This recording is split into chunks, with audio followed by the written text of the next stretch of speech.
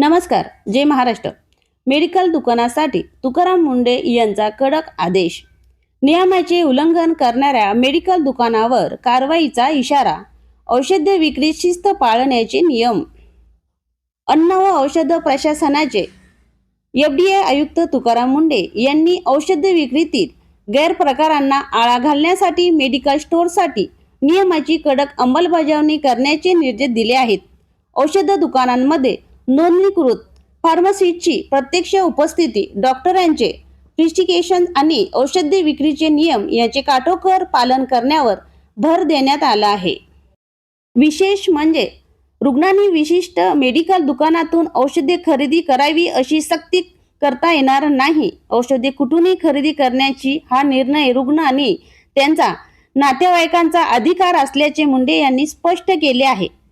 रुग्णालयाची स्वतःची फार्मसीतून औषधे घेण्याची सक्ती केल्यास कारवाईचा इशाराही देण्यात आला आहे. नियमाचे उल्लंघन करणाऱ्या मेडिकल दुकानावर दंडात्मक कारवाईसह परवाना निलंबित किंवा रद्द करण्याची तरतूद आहे. फार्मासिस्ट अनुपस्थितीत असल्यासही कायद्यानुसार कठोर कारवाई होऊ शकते. त्यामुळे मेडिकल चालकांमध्ये या निर्देशामुळे चांगली धास्ती निर्माण झाली आहे. रुग्णालयाच्या आरोग्याशी तडजोड नाही, औषध विक्रीत नियमाचे पालन अनिवार्य असा स्पष्ट संदेश FDA प्रशासनाकडून देण्यात आला आहे.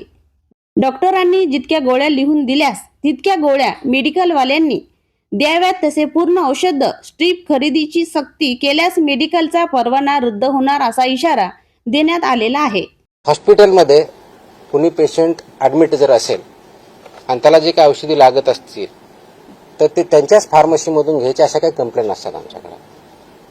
By law they cannot force any hospital, तिथूनच घ्यायचं मॅन्डेट नाही आहे. कोणत्याही पेशंटला जर बाहेरून आणायचे हा त्यांचा चॉईस आहे. यू कॅनॉट फोर्स एनीबडी की तुमच्याच फार्मसीमधून किंवा ह्याच फार्मसीमधून किंवा त्याच फार्मसीतून घ्या, हे तुम्ही पेशंटला फोर्स करू शकत नाही.